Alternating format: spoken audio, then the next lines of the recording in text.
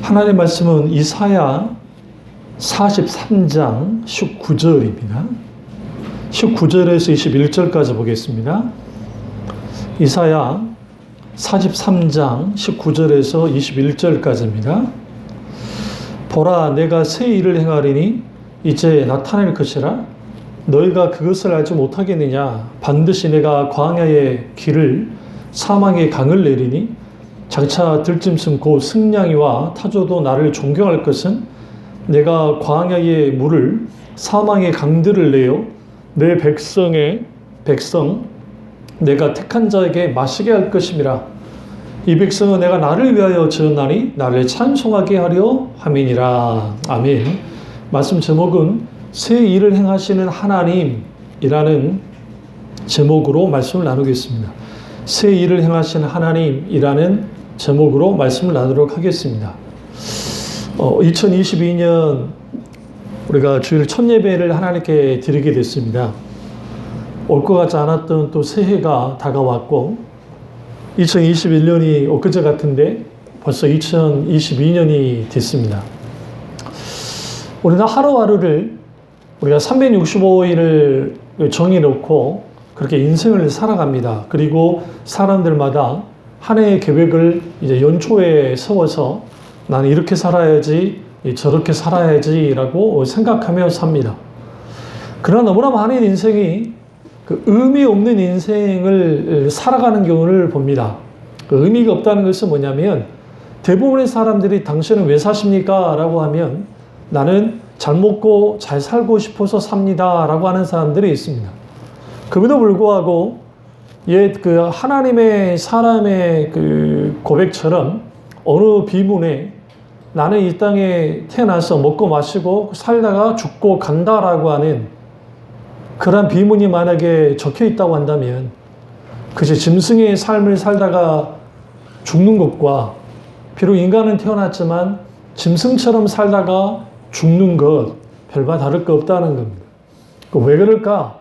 결국은 내가 어디서부터 왔고 내가 어떤 존재인지를 분명히 알지 못하면 우리는 우리 속에서 주어진 상황 그리고 여건대로 그렇게 살아가는 겁니다. 라틴어로 카르페 디엠이라고 하는 그 라틴어가 있습니다. 그것은 뭐냐면 오늘을 충실히 살자라는 뜻입니다. 근데 여기서 충실히 산다는 게 우리가 생각하는 충실이 아니라 오늘 즐기며 살아라. 왜? 내일은 나의 날이 아니기 때문에 오늘 내가 마음대로 즐기며 살자라고 말합니다. 요즘 젊은 친구들 중에 나이 40살까지 돈을 막 벌어서 한 5억에서 6억 정도 내가 손에 쥐면 그걸 이제 내 삶을 불태우고 가감없이 이제 직장을 그만두고 나머지 이제 그 뭡니까 노년을 어느 정도 준비하면서 그 이제 외곽에 집을 하나 뭐 짓든 뭐 어쨌든 뭐 하든 그렇게 해서 여행 다니며 살고자 하는 친구들이 꽤 있습니다. 그리고 그런 것을 뭐 욜로 인생 혹은 까르페 디엠 인생 혹은 아모르 파티 그러니까 내 인생을 즐기자라고 하는 풍조가 굉장히 강합니다. 우리가 그렇게 인생을 살다가 보면 이제 행복할 것 같고 즐거울 것 같은데 그 이면을 들여다보면 왜 인간은 그렇게 그런 삶을 추구할까? 안전함을 추구하고 그리고 편안함을 추구한 이유는 근본적으로 인간의 본성이기 때문에 그렇기도 하지만 사실 거기 이면에는 게으름이라고 하는 치명적인 적의 굴복을 당했기 때문에 그렇습니다. 영적인 게으름은 필연적으로 안일함을 낳고 그 영적인 게으름의 이면에는 영혼의 실증이 자리 잡고 있는데 결국은 영혼의 실증이 자리 잡은 이유는 뭐냐면 나의 포지션이 문제가 생겼기 때문에 그렇습니다. 그러니까 내가 어떻게 태어났고 어떤 존재인지가 분명해지지 않아서 그래요.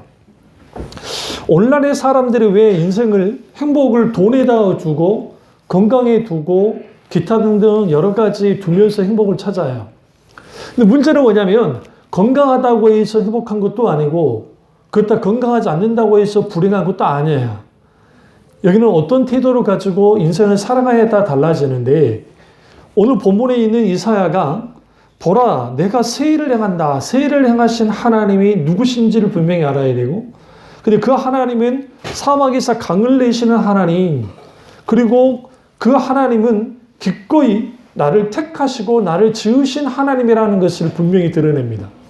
그러면 내가 인생을 살아갈 때에 내가 주인인 인생을 사는 것과 하나님이 주인의 인생을 사는 삶이 전원 다릅니다.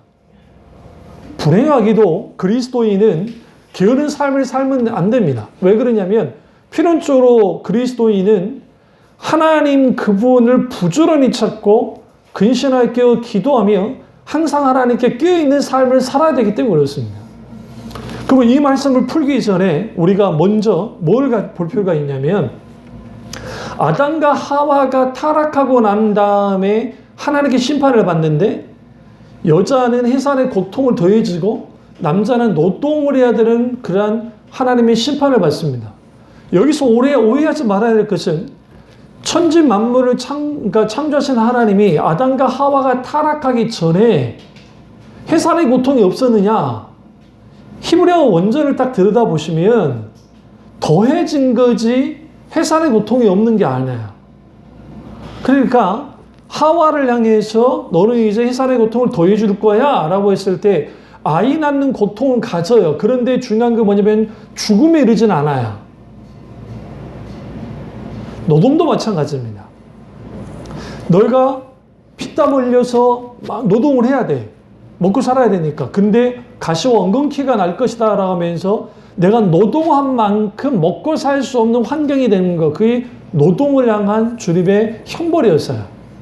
그러나 아담과 하와가 타락하지 않았어도 하나님 앞에 일하는 존재로서 인간은 창조됐습니다. 그럼 어떻게 할 수 있느냐? 하나님이 에덴 동산을 두시면서 너는 생육하고 번성하여 땅에 충만하라. 그리고 다스려라 라고 하잖아요. 가꾸고 다스려라. 그 다스린다는 표현이 단순히 무슨 뭡니까? 너 명령 그게 아니라 정원사가 정원을 가꾸듯이 가꾸라는 거야. 돌보라는 거야. 그러면 한 사람의 인생을 딱 들여다볼 때 제가 시간의 흐름과 비밀에서 이제 그걸 계산을 했었는데 그게 뭐냐면 사람이 잠자는 시간을 그 인생의 시간의 총량을 들여다볼 때에 그러니까 시간으로 들여다볼 때 수명의 시간으로 들여다볼 때 3분의 1이 잠자는 데 사용을 합니다. 그리고 상당수 이제 퍼센트로 말하면 우리가 일하고 먹고 사는데, 그러니까 일하고 먹고 사는데 내 인생이 거의 50% 이상을 사용을 해요. 그러니까 선진국일수록 덜 하긴 하지만 어쨌든 그렇게 되어지고 여가 생활하는데 약 한 7년을 사용합니다. 그리고 하나님 앞에 나와서 주일날 딱 오전만 예배 드린다고 가정했을 때 1년도 주님 앞에 나오지 않습니다. 그게 80살까지 산다는 가정하에서. 크게 잡아 1년 6개월 정도. 왜냐하면 오늘날의 주일날 예배가 딱 50분 하면 딱 1시간이면 끝나거든요. 그렇다고 집에서 무슨 성경을 봅니까? 무슨 거기에서 기도를 합니까? 아니면 뭐 합니까? 그러니까 우리가 내 인생의 시간 속에서 하나님께 내가 드리는 시간이 1년도 안 되는 사람들이 수두룩해요. 그러니까 내 수명이 10분의 1도 안 된다는 거예요. 너무나 많은 경우에. 그럼 왜 그런 일이 벌어질까요? 한 인생에 살아갈 때에 새해가 딱 됐어요. 나 이제 이렇게 살아야지. 근데 모든 게 어디에 맞춰 있냐면 내가 이제 좀 더 행복해지고 좀 더 하는 일이 잘 되고 좀 더 뭔가 이제 새로 내가 정말 건강하고 보람찬 그런 인생 살아야지라고 결정을 하고 그렇게 되기를 원해요. 근데 문제는 뭐냐면 내가 어떤 존재인가 그리고 새 나를 새 일을 행하시는 하나님이 내게 새 일을 행하신 일들이 일어나지 않으면 내게는 새 일이 벌어지지 않아요.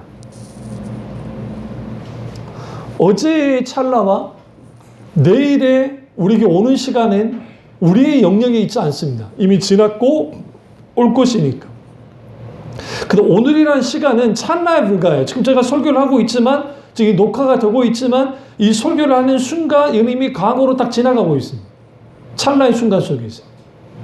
그래 그러면 우리는 영원이라는 시간 속에 시간과 한정된 우리의 인생의 시간 속에서 살아가는데 사람들은 길게 행복하게 그리고 안락한 삶을 살면서 즐길 걸 즐기면서 카르페 디엠 너 인생 막 즐길 대로 그냥 즐기면 살아라. 오늘이 다인 것처럼 즐기면 살아라.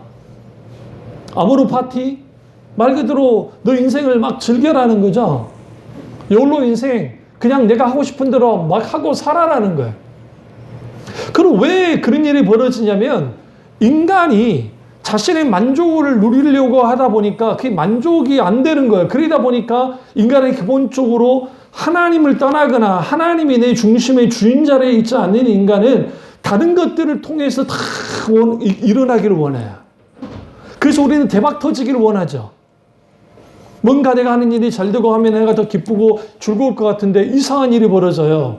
연예인들이나 아니면 아주 굉장한 높임주에 올라가는 사람들이 갑자기 너무너무 승승장구하는데도 불구하고 엄청난 스트레스를 받으면서 짓눌려 있는 걸 봐요. 그래서 공황장애가 오기도 하고. 왜 이게 무슨 일인가? 왜 그들에게 갑자기 공황장애가 왔을까? 그 이유는 뭐냐면 내가 이렇게까지 잘 올라갔는데 내가 언제 어느 때 이걸 내가 떨어지면 어떡하지? 여기서 그냥 무너지면 어떡하지라는 불안함이 엄습해 오는 거예요. 그래서 여러분 우리가 새 일을 행하시는 하나님 우리에게 찾아오실 때 그 하나님 어떻게 찾아오시느냐? 내가 너희를 어떻게 창조했는지 존재론적으로 혹은 창조주 하나님으로서 우리에게 찾아오십니다. 우리 한번 찾아보시죠. 43장 이사야 43장 같은 데에서 1절 보세요. 야곱아 너를 창조하신 여호와께서 지금 말씀하시느니라. 이스라엘아 너를 지으신 이가 말씀하시느니라. 너는 두려워하지 말라. 내가 너를 구속하였고 내가 너를 지명하여 불렀나니 너는 누구 것이다? 내 것이라 라고 합니다. 그러면 우리가 인생에 있어서 의미를 찾을 때에 내가 연봉 1억 5천 그렇게 어마어마하게 돈을 벌고 살아야 그리고 남한테 말 그대로 정말 부탁하지 않아도 내 마음대로 살 수 있는 그리고 구질구질하게 살지 않아도 되는 인생을 살아요. 우리 생각에 그런 인생 살면 행복할 것 같고 그런 인생 살면 괜찮을 것 같고 그런 인생 살면 럭셔리할 것 같은데 인간은 그런 것들이 채워지지 않아요. 왜 채워지지 않냐면 우리가 여보세요? 돈의 한계점이라는 게 있어요. 돈의 한계점. 그게 뭐냐면 우리는 전체적으로 그렇게 돈을 많이 갖고 있지 않으니까 그러는데 우리가 이제 돈의 한계점이 뭐냐면 내가 이 돈으로 하고 싶은 일을 다 할 수 있는 점까지 오른 사람들은 돈으로 인한 행복감이 없어요. 그러니까 물건으로 인한 행복감이 없어요. 그러다 보니까 무슨 일을 하느냐면 에르메스네, 뭐 버버리네, 뭐 구찌네 막 이런 명품들을 차곡차곡 쌓아놓으면서 막 계속 신상들 이렇게 쌓아두는 이유가 있어요. 그게 뭐냐면 그거라도 좀 사면 내가 기쁨이 조금 있어. 근데 집에 너무 많아. 근데 왜 계속 사겠어요? 그게 만족이 안 되니까 계속 사는 거예요. 그걸 통해서라도 내가 거기에 딱 갔을 때 VIP로 가야 되는데 이번에 백화점에 VIP가 나왔는데 백화점 VIP 되려면 1억 이상을 써야 된다. 그러니까 VIP 되려면. 백화점마다 다르긴 한데 명품 매장에서도 기본이 뭐 2천, 3천 정도는 안 돼요. 에르메스나 막 이런 데는 억 단위로 쓰는 사람들은 VVIP라 해가지고 여러분 아세요? 저기 백화점 문 열기 전에 연 다음에 그분들을 오게 해요. 아니면 백화점 쉬는 날에 그분들만 따로 불러요. 그리고 다 오셔서 사시라고. 그럼 그분들이 기꺼이 기사 딸린 뭘 타고 자가용을 타고 오서 딱 들어가셔서 우리처럼 이거 하지 않아요. 매니저가 와가지고 사모님 이런 신상이 이렇게 됐습니다. 여기 주세요. 그걸 가는 거죠. 얼마나 황대저접해 주겠어요. 지금 현재 백화점이 살아남는 게 명품 매장 때문에 살아남는다는데. 그러면 그러고 끝날 것 같아? 아니요. 거기 가면 이제 응접을 해주고 뷰도 맞춰주고 막 이제 해야죠. 그러면 그것에 대해 그분들 그냥 가지 않아요. 그냥 가면 또 뒷소리 하니까 그러니까 기꺼이 못 오줘요? 팁도 주는 거죠. 그리고 가는 나의 모습 얼마나 럭셔리하고 얼마나 내가 로열 패밀리 같습니까? 그런 것들이 정말 좋은 인생, 대단한 인생 같이 느껴지는데 왜 그렇게 해야만 될까요? 채워지지 않는 것들이 있어서 그래요. 그 채워지지 않는 것은 하나님입니다. 오늘 여기서 야곱아 너를 창조하신 여호와 이스라엘아 너를 지으시니가 할 때 이 야곱이라는 표현과 이스라엘이라는 표현이 굉장히 중요해요. 그러니까 우리가 성경을 읽으실 때에 야곱이라는 표현, 이스라엘이라는 표현을 할 때에 야곱과 이스라엘은 결국은 야곱이라는 게 단순히 창세기 그 이삭의 아들 야곱을 말하는 게 아니야. 이스라엘 전체를 말하는 게 아닌데 사실 여기서는 중요한 게 의미가 담겨 있어요. 그것이 뭐냐면 한 주체적인 인간으로서의 표현이 야곱이고 이스라엘은 하나님께 선택된 자로서의 그 이름이 이스라엘이에요. 근데 이 둘 다가 우리가 한 그 존재가 주님이 말씀하시는데 이게 지금 반복을 하잖아요. 여호와께서 말씀하시느니라, 말씀하시느니라. 그러면 이 말씀은 굉장히 중요한 거야. 성경을 읽으시다가 계속 반복이 나오면 이거는 엄청나게 중요하다 이렇게 해요. 그런데 가장 먼저 하는 말이 뭐냐면 너는 두려워하지 말라 하잖아요. 인생을 살다 보면 두려워할 일들이 많습니다. 재정적인 건강, 어떤 인생 어떤 그러한 것들 두려워한 일들이 있는데 너는 두려워하지 말아라고 합니다. 내가 너를 구속했다. 내가 너를 구원했기 때문이고 내가 너를 지명하여 불렀다라고 합니다. 지명했단 말은 뭐냐면 이 땅에 우리는 우연으로 태어난 게 아니에요. 하나님이 우리에게 태어나도록 하셨다는 거예요. 그렇기 때문에 근데 너를 지명했단 말은 내 이름을 부르셨다라는 거야. 하나님이 내 이름을 부르셨어요. 나를 찾으셨어요. 그리고 나를 향해 이렇게 말하면 너는 내 것이다 라고 말해요. 우리가 한 인생을 살아갈 때에 하나님이 내 중심의 자리에 서지 않으면 무엇을 해도 안 돼요. 안 채워져요. 대통령 다 되면은 채우실 것 같습니까? 안 채워져요. 대통령 돼도. 그러니까 지미 카터 대통령이 그 미국의 역대 대통령 중에 정치 참 못했던 대통령 중에 하나였고 그래서 재선을 하지 못하고 그만두셨지만 근데 그분이 지금까지 존경을 받아요. 그러니까 전임 대통령 중에 지금까지도 존경을 받는 이유가 뭐냐면 우리 그 94년도 핵이 터졌을 때 제가 동훈여배군 들어갈 때 핵전쟁이 난다고 했거든요. 실제로. 그리고 실제로 이제 그 후에 미국 그 비밀 문서가 이제 이게 그 해제됐을 때 정말 공격을 하려고 그랬더라고요. 그러니까 예비군 들어갔을 때 진짜 전쟁 난다고 우리 안 믿었거든요. 근데 너무 빡세게 하니까 아저씨들이 저도 그렇고 막 성질내고 그랬어요. 너무 훈련이 갑자기 예비군 훈련이 아니에요. 이거는 막 정규 훈련처럼 하니까 막 성질나니까 막 들이받았거든요. 근데 알고 보니까 진짜 전쟁 날 뻔한 거야. 그때 형이랑 같이 동원 들어갔었는데 그 연천에. 근데 그때 지미 카터 대통령이 들어가서 그걸 막은 겁니다. 그걸 막았다고요. 그 전쟁을. 그러면서 지미 카터 대통령이 뭘 하셨냐면 지금 어쩔 줄 모르시지만 그 지금 암투병 하시지만 잘 견뎌내고 계세요. 그런데 그분이 그 썬데이 스쿨 그러니까 그 주일학교 선생님을 계속 하셨어요. 그 은퇴하셔도 주일학교 선생님을 하셨어요. 그래서 아이들에게 하나님 말씀 가르치고 그런 일들을 계속 하셨다. 그뿐 아니라 여러 일들을 많이 했습니다. 근데 중요한 게 뭐냐면 그분은 큰 업적이 없어요. 그런데 왜 존경받느냐? 그분이 하나님을 믿는 자로서 온전히 서서 마땅히 그리스도 하나님이 원하는 뜻이 이 땅에 이루어진 일들을 아이들과 함께 교육적으로나 아니면 활동을 통해서 충분히 드러냈어요. 그 드러냄이 선한 영향력을 끼쳤단 말이에요. 그러니까 그분의 고백이 그거잖아요. 나는 이 땅에 태어난 목적이 뭔가? 뭐 대통령하게 태어난 것인가? 그렇지 않다는 거예요. 주님이 나를 지명하여 불러서 내게 너는 내 것이라 하셨는데 다시 말하면 하나님의 목적 속에서 태어났고 그렇다면 나는 그 목적에 합당한 삶을 인생을 살아가는 것이 마땅하다라는 거예요. 오늘 한정적인 시간에 우리가 삽니다. 우리가 80을 살지 100살을 살지 몰라요.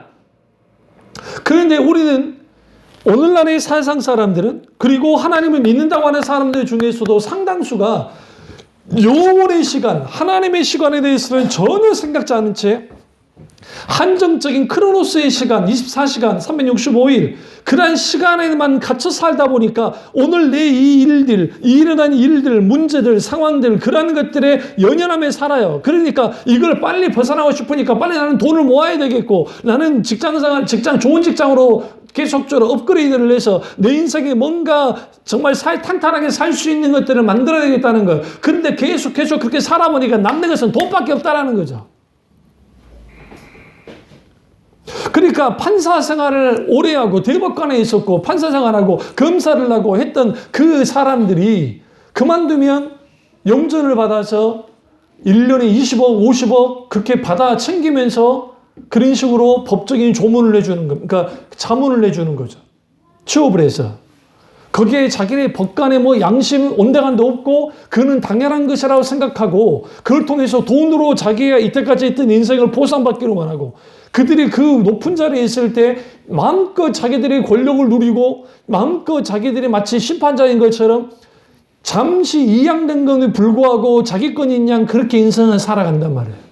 그게 비단 법관들뿐만 아니라 정치인들, 그리고 뭐 소위 대통령부터 시작해서 이런 사람들이, 국회의원 말할 것도 없고 이런 사람들이 그런 인생을 살아가는데, 그게 고스란히 오늘날의 우리 시대 우리 일반 사람들 속에서도 다 들어가 있어요. 그래서 직장에서 내가 부장이네 뭐 상무네 뭐나 하면서 상무가 나인 거예요. 부장이 나인 거예요. 마음껏 휘두릅니다. 사장이 나인 거지. 사장 이꼬로 나. 그러니까 교만하고 오만할 수밖에 없어요. 오만할 수밖에 없어요. 그걸 통해서 짓눌러 버립니다. 그러면 말단 사원들은 어떠합니까? 말단 사원이 나인 거예요.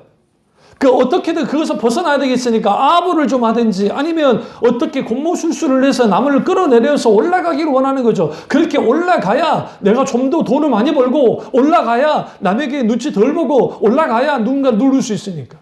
그러니까 오늘날 너무나 새해가 되어지면 진급시켜 주십시오. 뭐 해주십시오. 교육마다 그것에 대한 소위 말하는 그 기도 제목들이 차고 넘치는데, 정작 내가 하나님 앞에 새로운 인생으로서, 진정한 내가 변화된 인생으로서 나의 주인 되시는 하나님을 왕으로 세우고 기꺼이 인정하고 하나님과 기꺼이 동행하고 하나님의 아름다움을 갈망하면서 하나님의 임재를 마음껏 누리기를 원한다고 하는 그런 기도 제목들은 거의 찾아볼 수 없다는 거예요. 어제 잠깐 우리 사모 친구들이 막 카톡을 올려놨는데 거기에 말씀 카드들을 다 올려놓은 거죠. 교회마다 제비 뽑듯이 말씀 카드를 뽑아요. 자기들 기도했던 게 맞아지면 그게 정말 하나님 응답이라고.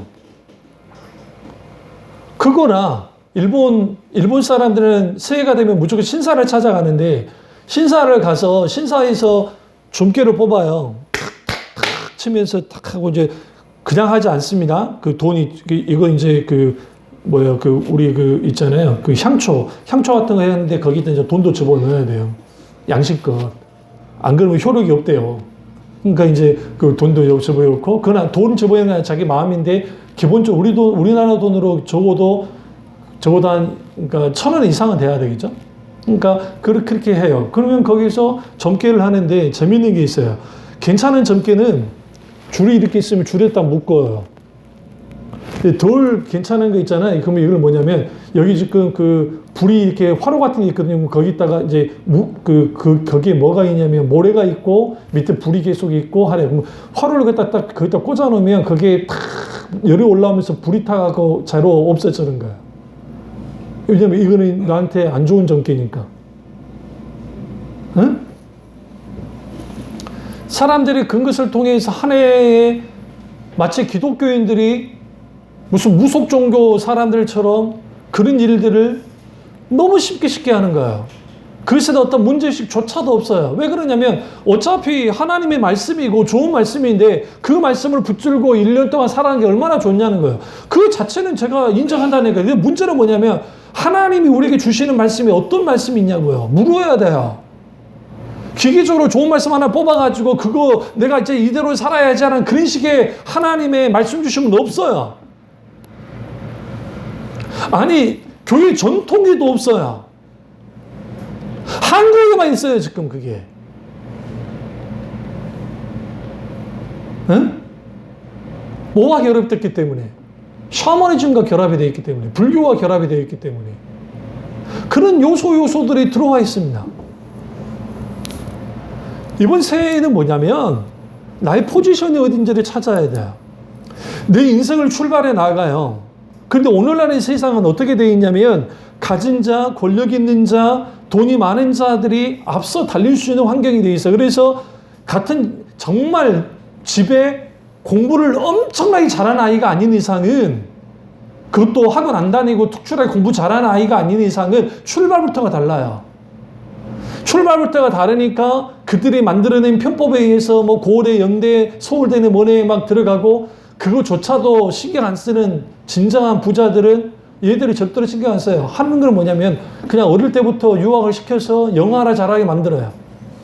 그리고 영어 전형으로 이렇게 해가지고 우리나라 국내 대학으로 들어오든지 아니면 미국에 있는 그런 대학들을 나오게 해서 들어오면 돼요. 그리고 그 친구들은 크게 무슨 기죽지도 않아요. 왜? 어차피 스카이 대학 나온 애들을 부리는 위치에 있을 거니까. 그리고 인생이 이렇게 짜여진 틀 가운데서 움직이듯이 움직이면서 가요. 그러면 거기에 인생의 의미를 좀 찾아야 되겠는데, 그러니까 요즘 젊은 친구들이 어떤 일을 하냐면 구찌 같은 데 줄로 서 있다잖아요. 젊은 친구들이, 20대 애들이.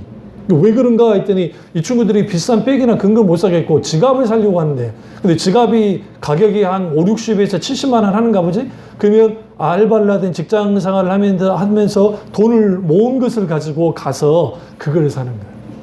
아니면 신발 있죠, 신발. 신발 하나 사서 하는 거죠. 왜 그러느냐? 거기 심리 속에는 뭘 하냐면, 내가 지금 이 짓눌러 있고 뭔가 내가 인정받지 못하고 하는 이러한 보상심리, 그 보상심리를 하기 위해서 그러는 거야.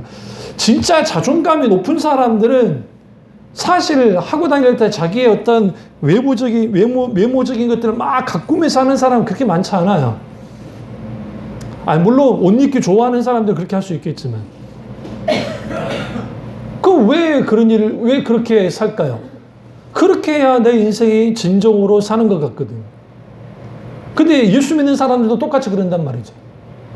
그러니까 우리가 조심해야 될 게 뭐냐면, 나를 나되게 만드는 것은 하나님이지 내가 아니에요. 많은 사람들이 착각하는 게 뭐냐면, 내가 나된 거, 이거죠. 내가 어느 집에 태어나서 내가 공부를 잘해서 내가 어느 서울대를 나오고 어느 직장에 들어가든지 아니면 뭘 해가지고 어느 집에 있었어. 그게 나라고 생각해요. 아니요. 그건 내가 살아온 자치인 것이지 나 자신은 아니에요. 하나님께서 다윗에게 할 때 왕 다윗아, 왕 다윗아 그랬나요? 아니에요. 다윗아. 오늘 하나님께서 야곱아, 이스라엘아, 한 사람을 있는 그대로 그 존재 자체로서 불러요. 그러면서 말하는, 너는 내 거야 라고 하잖아요. 다시 말하면 내가 하나님의 것이 되지 않는 이상은 내가 내 인생을 삶에서 바보등 쳐도 내 인생이 그렇게까지 행복하지 않아요.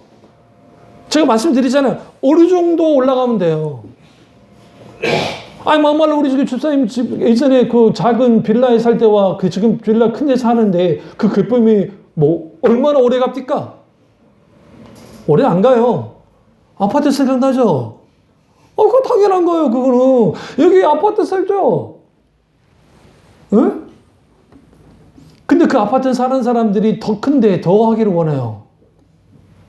그는 인간이 기본적으로 가지고 있는 욕구, 이건 자체가 죄가 아니니까 나쁜 건 아닌데, 문제는 뭐냐면 그런 것으로 채우려고 해요. 제가 무슨 엉클이라는 분 드라마가 있다길래 나는 뭐 보진 않지만 또 살짝 지나가다가 잠깐, 원래 그런 거 질서가는 드라마니까. 그런데 보니까 거기에 임대 아파트하고 그 40평짜리 그 아파트 주민 사이에 벌어지는 막 스토리, 이게 이제 영국 드라마를 뭐 리메이크 했다고 하는데, 근데 거기에 일어나는 막 스토리들. 그러면 그 럭셔리를 사는 사람들 하는 집 보세요. 얼마나 천박합니까? 의도적으로 꼬고 있는 거예요. 반면에 거기에 지금 임대 아파트에 사는 사람들은 약자로서 계속 당한 것 같은데 거기에 삼촌이 나서가지고 막 사이다 이제 막 반전을 꾀하면서 사람들에게 그 가져온 부분을 긁어주잖아요. 그럼 오늘날 그런 아파트도 있잖아요. 자기들 벽을 세워가지고 사람을 못 따게 하고. 그러니까 어느 아파트든 그래? 니네도 이렇게 나와? 니네들도 못 다녀. 그렇게 만들어 놓고 폐쇄되어지는 거죠. 그러면서 생각하는 거예요. 우리만 잘 살고 우리만 잘 누리고 우리만 행복하면 돼. 오늘날 그런 교회들이 너무 많은 거 아세요? 우리 가족만, 우리들만.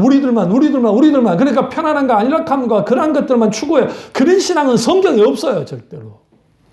어디에 있습니까? 없어요. 오히려 성경이 이렇게 말합니다. 너희가 나를 따르거든 자기를 부인하여 자기 십자가를 지고 나를 따를 것이니라. 고난의 길을 십자가의 길로 들어서야 돼요. 손해보는 일들을 하는 게 그리스도인들이에요. 근데 조금 더 손해보려 하지 않아. 왜 그러냐면 그 교회마다 뭐가 판치니까 실용주의적인 기독교와 적극적 사고방식과 긍정의 어떤 신학이라 일컬어지는 그런 것들이 가득 차니까 어떻게든 움켜쥐려 하지 결코 손해보려 하지 않는 것들이 있습니다. 그걸 통해서 우리는 뭘 보게 되어지냐면 내가 하나님이 하나님 것이라고 말은 하는데 정말 내가 하나님의 것이냐라는 거 이제 그걸 보려고 하는 거야. 2022년도에 나는 새 일을 하나님 행하실 텐데 어떤 자에게 새 일을 행하시느냐? 하나님의 것이 된 자에게 새 일을 행하신다고요. 근데 이게 안 되는 거죠. 왜 안 되는 거야? 내가 고집스럽게 내 인생을 살아가고 싶어요. 고집스럽게 내가 뭔가 될래. 그러니까 모든 기준이 내가 되어지면 잘 보세요. 인간이 스스로가 자기가 기준이 되어지면 자기들만의 행복의 기준을 세워요. 그래서 나타나는 게 과학자들은 그들이 말하는 유토피아에 대해서 말하고 과학의 발전을 통해서 인간이 이렇게 행복해질 거라고 말하고 뭐 기타 등등 종교를 통해서 이렇게 행복해진다고 해요. 그런데 이게 안 되어지니까 예수 믿지 않아도 의미를 찾는 인생을 사는 사람들이 그 해답을 어디서 찾으려 했냐면 철학에서 찾으려 했던 거예요. 철학에서. 그래서 여러분 철학 공부를 해보면 알겠지만 그 현대 철학은 그렇다 치더라도 고대 철학도 그렇고 스토아판에 에피쿠로스판에 기타 등등 무슨 이런 그 철학들을 보시면 그게 일맥상통하는 것들이 있어요. 그게 뭐냐면 사람은 어디서 왔는가? 인생은 어떻게 살아야 되는 것인가? 그래서 이거죠. How to live. 어떻게 살 것인가? Who am I? 나는 누구인가? 인간은 어디로 가는 것인가? 무엇을 추구하며 살아야 되는 것에 대한 그 진지한 고민들을 했단 말이에요. 그러니까 영주주의자들이나 스토아파들은 어떻게 되냐? 지식적인 어떤 고차원의 지식을 가지고 인생을 살아가면 인생은 정말 진정 의미를 산다. 이게 뭐와 연결이 되면 유교와 연결이 돼요. 유교에서도 끊임없이 자기를 수양해서 군자로서의 인생을 살아가면 우리는 그 인생 가운데 진정한 만족과 행복을 누리며 살아갈 수 있다는 게 그게 유교이고, 불교에서는 내 인생의 공덕을 쌓으면서 누군가에게 선한 일을 하면서 공덕을 쌓는 인생을 살다 보면 거기서 진정한 나를 발견하게 되고 나에 있는 것들을 소위 말하는 팔정도부터 시작해서 108번뇌나 일으켜지 다 내려놓고 무로 만들고 내가 기꺼이 무소유의 인생을 살아가면서 남을 돕는 인생을 살고 공덕을 쌓으면 그것이야말로 부처가 되는 거 아닌가. 거기 진정한 행복이 있고 진정한 인생 의미가 있다고 하는데 실제로 그래요? 아니에요. 결국은 그렇게 깊이 하는데 남는 것은 헤벨, 허무한 거예요. 전도서 기자가 헤벨, 인생은 헛되다고 하니까 우리는 이걸 잘못 이해해가지고 인생은 너무한 거야. 예전에 최희준 씨가 돌아가신 최희준 씨께서 저기 노래 부를 때 인생은 나그네기 어디서 왔다가 어디로 가는지 흘러가는 막 그런 그 노래 있잖아요. 요즘 세대는 모르겠지만 우리 윗세대 분들이 그 노래를 불렀잖아요. 그러면 그게 그 노래를 딱 하숙생이가 될 거예요. 그거 아마 그게 거기. 근데 그걸 보시면 아 그래 인생은 그런 거야. 그게 오늘날 세상에서 인생을 바라보는 눈이 거기에 끝날 수밖에 없어요. 왜냐하면 우리는 영원 시간에서 오늘을 사는 사람이에요. 영원한 시간 속에서. 이 영원한 시간은 하나님 우리에게 주셨어요. 예수 그리스도를 통해서 영원한 생명을 주셨단 말이에요. 영원한 생명을 가지고 있는 우리가 오늘을 사는 거예요. 그런데 영원한 생명이 없는 사람이 오늘을 살려면 그 인생을 딱 들여다보니까 그래 잘난 거 못난 거 다 해다 보니까 나이 드니까 똑같더라는 거예요. 예? 나이 드니까 은퇴를 하다 보니까 누구도 안 안아주더라는 거예요. 은퇴를 하니까 그 전에 한마디 말이면 막 오죽했던 사람들이. 그럼 왜 그래요? 그러니까 그 인생에 있어서 뭔가 잡으면 행복할 거, 잡으면 채워질 거고, 잡으면 될 것 같은데 막상 잡은 사람도 행복하지 않은데 못 잡은 사람은 더 행복하지 않은 것 같아. 그럼 왜 전도서 기자가 인생은 헛되다고 했을까요? 염세주의에 빠져라고 그러면 그거 안 해요. 전도서 1장부터 쭉 읽어나가 보세요. 그러면 그거 읽다 보면 아유 참 인생이 힘들다. 인생 정말 헛된 것 같다. 그런데 그 헛됨을 강조하기 위해서 그런 게 아니라 이거예요. 하나님 없는 인생은 헤벨. 신기루 같고 먼지와 같고 공허하다. 그런데 그 공허함이 어떤 공허함이냐면 가슴에 뻥 뚫리는 공허함이에요. 젊은 친구들이든 나이든 어리든 누구나 상관없이 하나님을 만나지 못하고 하나님 그분이 나의 주인 되지 않고 하나님 그분이 나의 목적과 유일한 유의자 영원한 나의 생명이 되지 못하면 모든 인생은 뻥 뚫려 있어요. 그게 내가 최고의 자리에 섰다 할지라도 내가 잘 나간다 할지라도 아니면 내가 못 나가다 상관없이 모든 인생이 그래요. 그래서 언제 하나님을 만나느냐? 바닥이 떨어졌을 때 만나는 수가 많아요. 왜 그러냐면 아, 사람이 이게 아니구나 느꼈을 때. 아니면 아예 절망하는 사람도 있겠지만. 그런데 전도서 기자인 솔로몬은 단 한 번도 인생이 나락으로 떨어진 적이 없어요. 왜 그러냐면 그 인생 전체가 모두 죽을 때까지 그 인생은 최전성기였거든. 근데 나이가 노년이 되어져서 나이가 드니까 전도서는 나이 들어 쓴 거니까요. 노년을 딱 들여다보니까 내가 누구보다도 부귀 영화를 누렸다고 그러잖아요. 전도서 보세요. 내가 부귀 영화를 누렸고 누구보다 절대적인 권력을 누렸고 내가 내 인생에 정말 어마어마한 것들을 쾌락을 누리며 살았는데 살아보니까 헛되더라는 거예요. 왜 헛될까? 아하! 헛된 이유는 하나였어요.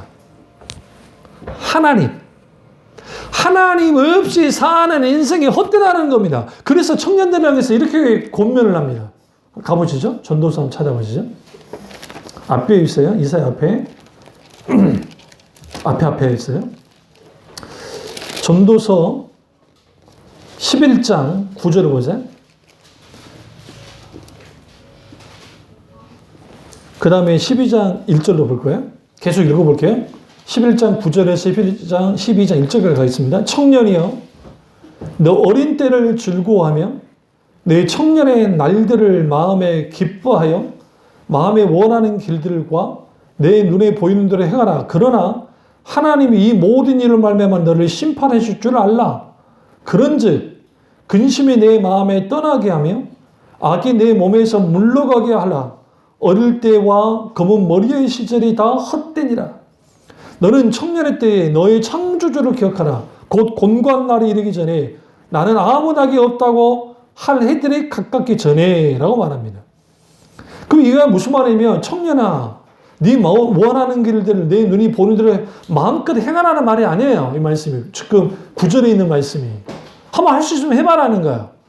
그런데 어떤 결과가 있는 줄 아냐? 하나님이 그 모든 일을 심판할 거라는 거예요. 이 말은 무슨 말이냐면 솔로몬이 젊은 날에 이런 일들을 했거든요. 자기 마음대로 했거든요. 우상 숭배를 했잖아요. 정략 결혼을 해서 사방에 있는 열국에 있는 딸들을 데리고 와서 심지어는 성전에다가 태양신을 만들기도 하고 별짓을 다 했죠. 신전을 만들고 별짓을 다 했잖아요. 그걸 하나님이 심판하실 줄 알아라는 거예요.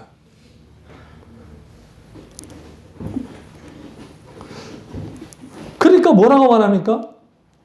근심이 내 몸에서 떠나게 하며 악이 내 몸에서 물러가게 하라. 그럼 여기서 보세요.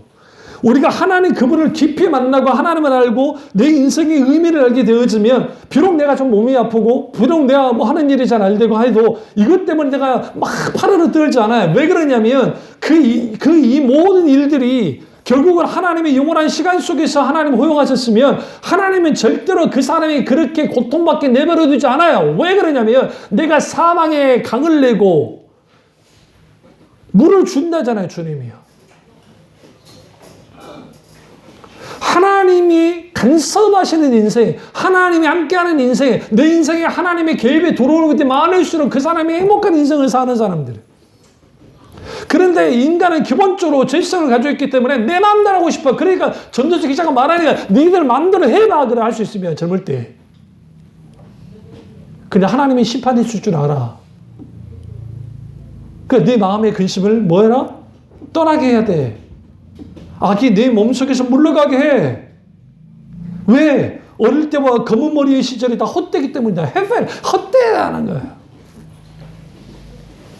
그러면서 너는 청년의 때 여기서 여러분 시제가 2인칭으로 2인칭. 이상하지 않으세요? 지금 보시면 이게 계속 2인칭이 있던 거 아니에요? 인칭 변화가 있어요. 1인칭으로 썼다가 2인칭으로 나와요. 성경에서 여러분 성경에 그럴 때 이 인칭 변화도 잘 깊이 받은 게 뭐냐면 1대1로 솔로몬이 누구와 지금 이 전도서 읽고 있는 독자와 1대1로 딱 대면하는 거예요. 계시받은 말씀을 가지고. 그러면서 이렇게 말하는 거예요. 너는 청년의 때에 너의 창조주를 기억해야 돼. 여기서 기억한다라는 것은 단순히 생각한다는 의미가 아니에요. 추억을 떠올린다는 게 아니에요.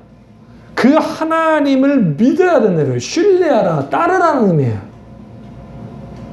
그 하나님을 계속적으로 뭐라고 하냐? 코란데요. 내 존존 앞에 있는 주는 분으로서 분명하게 알고 믿으라는 겁니다.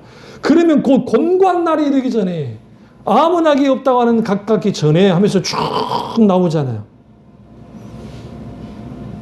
그때 7절 보세요. 쭉 나오면서 흙이 여전히 땅으로 돌아가고 영은 그것을 주신 하나님께로 돌아가기 전에 기억하라. 죽기 전에 기억하라는 거야. 이 말은 단순히 청년만을 향한 말씀이 아니고 우리를 전체를 향한 말씀이에요. 여기 인생의 모든 사람들이 여기에 지금 들어간다는 거. 그런데 8절에 보시면 전도자가 이르되 헛되고 헛되도다. 모든 것이 와도다 헛되도다. 어떤 인생이 어때요? 창조주 하나님을 기억하지 않은 인생이 헛되다는 겁니다. 세일을 행하시는 하나님은 하나님 창조주 하나님을 기억하고 신뢰하고 확신하고 믿는 자 속에서 세일을 해요. 그렇기 때문에 우리는 내가 주체적인 인간으로서 서서 내가 막 하고 하는 것. 그래서 언뜻 보면 동의심이 강한 것 같은데 그게 아직도 고집이에요. 하나님 앞에서는. 하나님 앞에 서야 돼요. 그리고 하나님 그분이 나에게 있어서 어떤 하나님? 너는 내 것이다 라고 주님이 말씀하셨잖아요. 나의 주인 되시고 나의 창조 되신 하나님, 그 하나님을 기억하고 그 하나님을 인정하고 그 하나님을 받아들일 때 그 하나님이 나의 진정한 만왕의 왕이자 모든 것이자 유일한 이유이자 목적 되어질 때 그 인생 가운데 하나님은 세일을 행하십니다. 그러면서 하나님 자신이 내가 어떤 존재인지를 분명하게 말씀하잖아요. 그게 뭐냐면 이사야 43장 10절 보세요. 같이 찾아보겠습니다. 이사야 43장 10절. 나 여호와가 말하노라. 너희는 나의 증이 나의 종으로 택함을 입었나니 이는 너희가 나를 알고 믿으며 내가 그인 줄을 깨닫게 하려 함이라. 나는 나의 전에 지음받은 신이 없었느니라. 나 후에도 없으리라. 이게 무슨 말입니까? 여호와 하나님이 그인 줄을 깨닫게 한다 할 때 이 그라는 표현, 여러분 성경에 볼 때 이 그라는 표현이 왜 중요하냐면 예수님이 말씀해요. 수가 쓴 여인을 만나고 난 다음에 그 물을 달라고 하면서 이제 영생의 생명수에 흘러나는 물에 대해 말하죠. 그러면서 하다가 그 여자 말하죠. 그럼 메시아가 오시면 됩니다. 라고 하니 갑자기 예수님이 이렇게 말하죠. 내가 바로 그니라는 표현을 썼어요. 여기서 그는 출애굽기 3장 16절에 나오는 I am who I am, I am that I am. 나는 스스로 있는 자니라 라고 했던 그 하나님 그분을 말해요. 내가 스스로 있는 존재로서의 하나님이다. 그러면 I am 우리가 아슈에르 예흐의 어째 히브리어 있는데 어쩌게 생각이 안 나는데 어쨌든 그런데 그 번역이 두 가지 의미로 번역이 돼 크게 세 가지로 번역될 수도 있지만 나는 스스로 있는 자니라라고 번역할 수 있어요. 그냥 I am으로 돼 있어요. 어떤 성경에는 I am, that I am. 나는 나야라는 표현이에요. 나는 나야. 그런데 I am I will be, that I will be라고 돼 있어요. I will be 이 말은 무슨 말이야? 나는 이런 하는 하나님으로서의 나야라는 표현이야. 이게 무슨 말이냐면 내가 하는 일들을 보고 내가 행하는 것들을 보고 내가 하나님인 것을 알 거야라는 의미를 담고 있어요. 그 안에. 그리고 또 하나는 자존하신 하나님. 나는 스스로 존재하는 존재야. 나는 나일 뿐이야. 라고 말해요. 하나님은 하나님 자신을 증명할 이유가 없어요. 왜? 그분은 존재하신 분이기 때문에. 그래서 신존재 증명을 한다는 게 쉽지가 않아요. 하나님 어떻게 증명하겠어요? 그러니까 철학적인 기법을 통해서 신학적인 기법을 통해서 이런 하나님이라 말할 뿐이에요. 그러면 그 하나님을 아직 모르는 거니까 그렇지 않아요. 하나님의 계시된 말씀을 통해서 성령이 비추시고 조명하시면 그 인격적인 하나님의 말씀을 통해서 우리가 하나님을 기도하다가 아니면 말씀을 듣다가 아니면 영적인 하나님의 경험을 통해서 하나님을 만나게 되어지면 하나님이 누구신지를 알아요. 그걸 사실적인 실질적인 경험해야 하나님 아는 거예요. 그런 분들이. 그런 사람들이. 근데 그 하나님이 어떤 하나님이냐? 그분은 어떤 인간이 만드는 신 같지 않다고 하는 거예요. 그러면서 13절 보세요. 이사야 43장 13절. 과연 태초부터 나는 그이니 내 손에 건질 자가 없도다. 내가 행하리니 누가 막으리요? 내가 태초부터 나는 그다 할 때 여기서 태초는 창세기 1장 1절의 태초가 아니에요. 무슨 말인지 아시죠? 이건 뭐냐면 영혼을 뜻해요. 요한복음 1장 1절에 태초에 말씀이 계시니라 할 때 그 태초는 천지창조의 태초가 아니에요. 그 태초가 여기서 말하는 태초가 똑같아요. 영원한 시간을 뜻해요. 그럼 저를 보세요. 하나님의 시간은 어떻게 흘러가냐면 영원 전부터 영원 후까지 흘러가요. 만약에 하나님의 시간상 하나님이 마지막 시간이 있다면 그분은 하나님이 아니에요. 그러니까 제가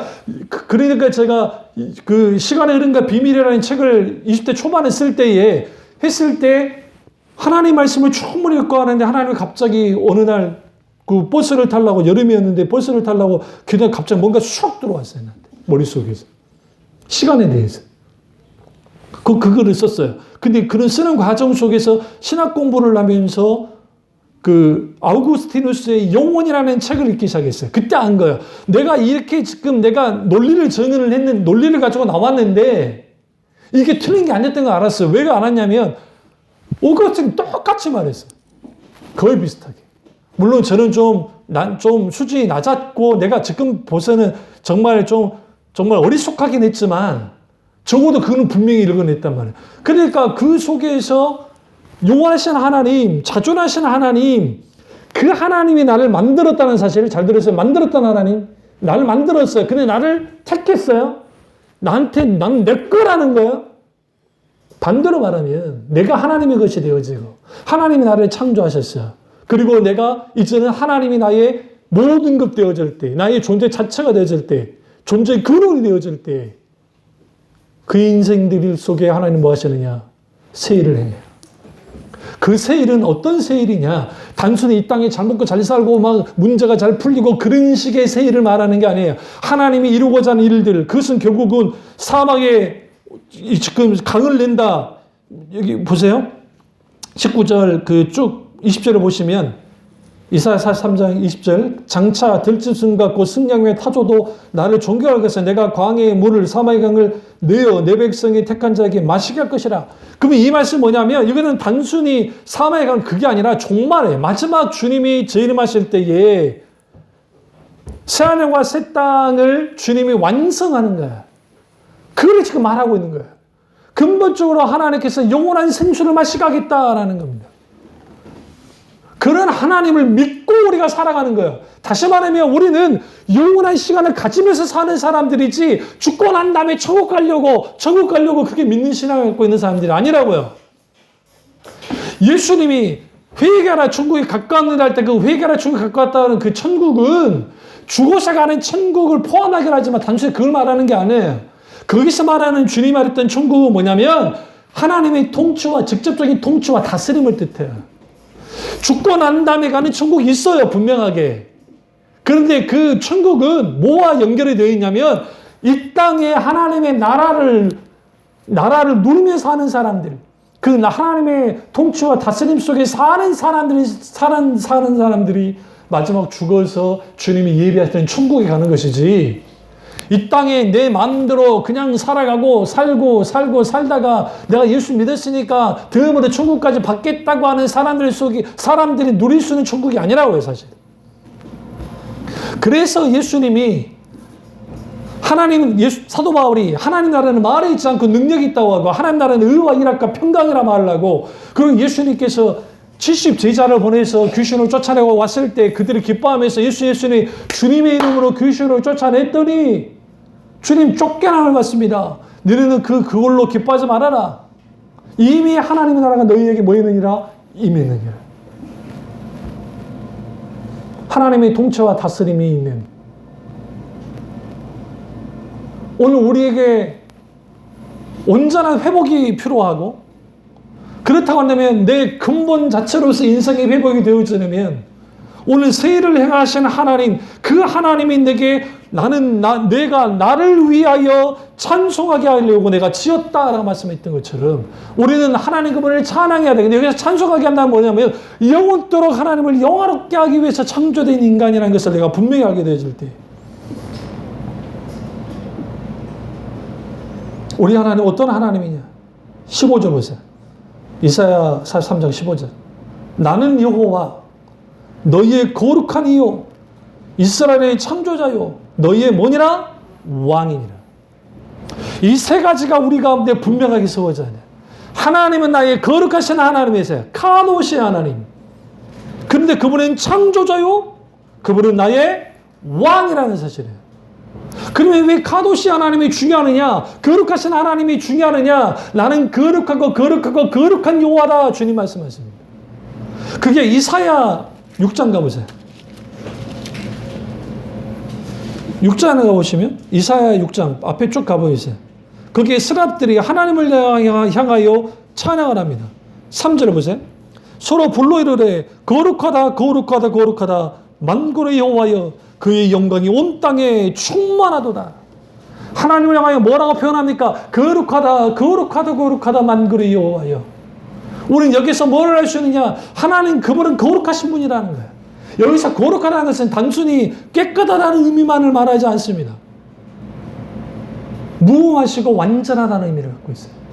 근데 그 하나님 앞에 섰을 때, 그 거룩하신 하나님 앞에 섰을 때 우리는 어떤 일을 겪게 되어지냐면 우리의 죄 많음과 우리 속에는 수많은 더러움들이 극명하게 드러나는 거예요. 전도서 기자 그만하는 거예요. 하나님은 거룩하십니다. 그렇다고 한다면 이사야도 마찬가지고 그 창조주 하나님을 기억하는 것, 그 분을 신뢰하고 의지하는 것, 그건 마땅한 거라는 거예요.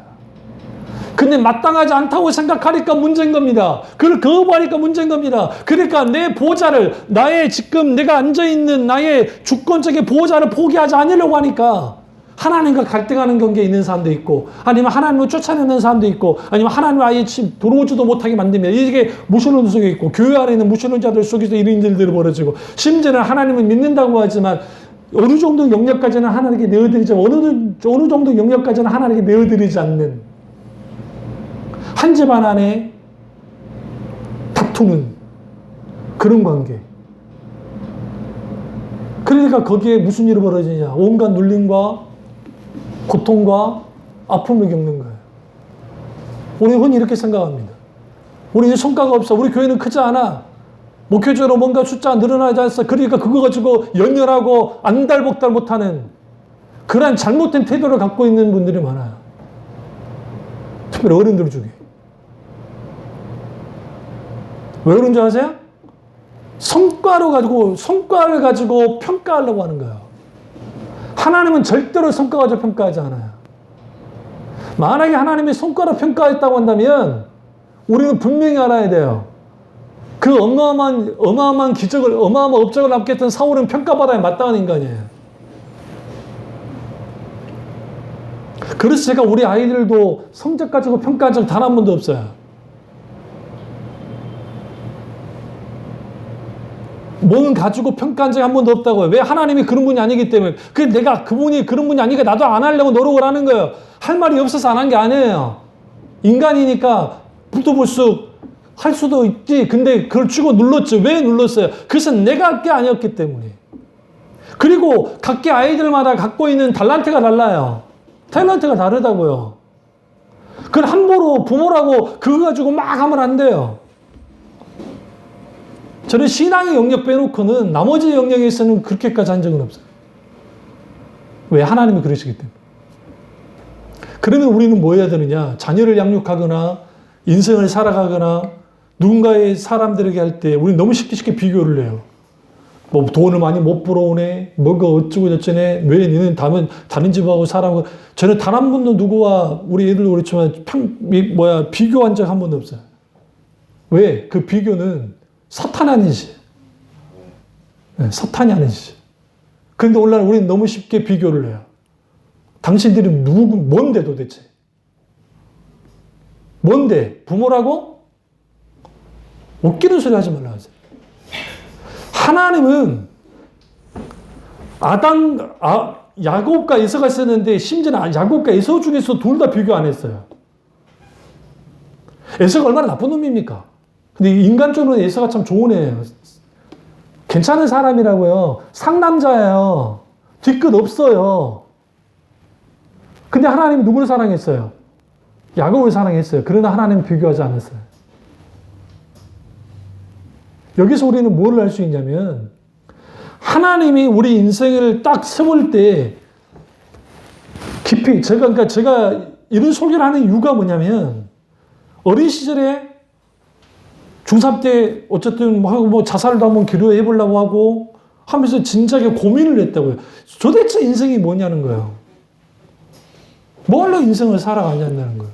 그러다 주님을 만나고 깊이 하나님의 말씀을 읽다가 그리고 나의 멘토가 되어지는 톨스토이가 정말 톨스토이와 빵새를 쳤었던 파스칼이 내게 강한 영향을 끼쳤고 그 동시에 이후에 나의 멘토가 되는 분들도 많고 주로 하나님의 말씀 가운데 하나님을 깊이 만났지만 거기에서 분명히 알게 된 거예요. 나의 포지션이 뭐였는가.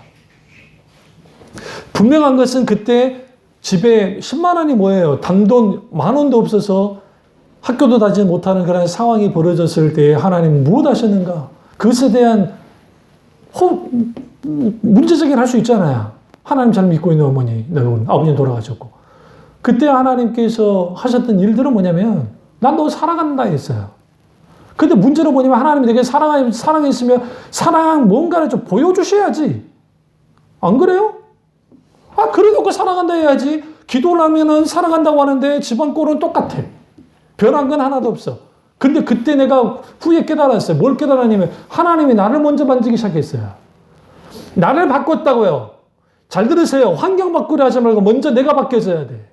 세상을 바꾸기 전에 내가 바뀌어질 때 하나님이 나를 바꾸실 때 내가 바뀌어져 나아갈 때 하나님은 이미 앞서 행하기 시작했어요. 일하기 시작했다고요. 그리고 하나님이 실제로 일을 하셨어요. 그리고 하나님께서 놀랍게 모든 일들을 이루셨습니다. 그래서 우리가 힘들고 어렵고 우리의 의지를 가지고 하나님께 나왔을 때 내 고민을 가지고 나오고 내 어떤 질병을 가지고 나오고 할 때에 하나님 이런 게 있어요. 나는 어떻게 해야만 합니까?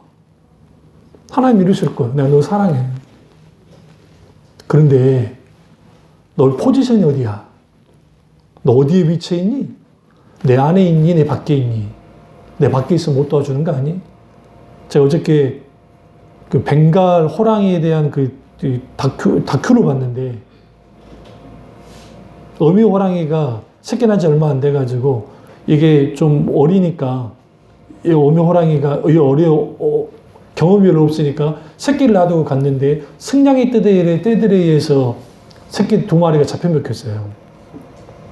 그래서 그 호랑이가 막 울면서 막 찾는데도 이제 없고, 그리고 다시 이제 새끼 3마리를 낳고 새끼를 키우는데, 물론 그때는 수컷이 있으니까 그렇고도 후에 수컷이 없을 때 또 키우는데, 이제는 원숙한 호랑이가 새끼를 키우는데 똑같이 승냥이가 또 공격하고 이제 새끼들을 공격하러 왔어요. 근데 놀라운 일을 벌어졌어요. 이미 경험이 있는 이 암컷 호랑이가 눈치채고 기다리고 있다가 물에 뛰어들어서 막 잡으러 하니까 이 승냥이 떼들이 그냥 놀러가요, 도망쳐요. 무슨 말씀 드리는지 아세요? 하나님의 바운더리 안에 있어야 돼요. 그래야 하나님의 우리 인생이 행복해요. 그러니까 이사야도 그렇고 전도서 기자도 똑같은 말을 하는 거야. 하나님 안에 있어라. 이걸 예수님이 뭐라고 말하냐면 나는 너희의 목자고 너희는 나의 양이 돼야 된다. 근데 양은 어디에 있어야 돼? 목자의 바운더리 안에 있을 때 보호를 받지, 목자 바운더리 밖에 있으면 보호를 받지 못해요. 근데 우리 하나님은 얼마나 좋으신 분이냐면 바운더리 밖에 그냥 길을 잃은 양도 찾으러 가셨다. 찾아와. 그런데 문제가 있어. 뒤처진 양은 개고생합니다. 뒤처진 양은 힘들어합니다. 그걸 광야학구라 그래요. 강한 고통을 겪어야 돼요. 우리는 차라리 주님의 안에서 주의 보호를 받으며 그렇게 살아야 돼요. 그러면 세를 향하신 하나님을 경험하기 시작합니다. 이 놀라운 은혜가 저와 여러분의 길을 주님으로 축원합니다. 기도하겠습니다. 기도하실 때 이 말씀이 나의 말씀이 우리 말씀 되게 기도하겠습니다.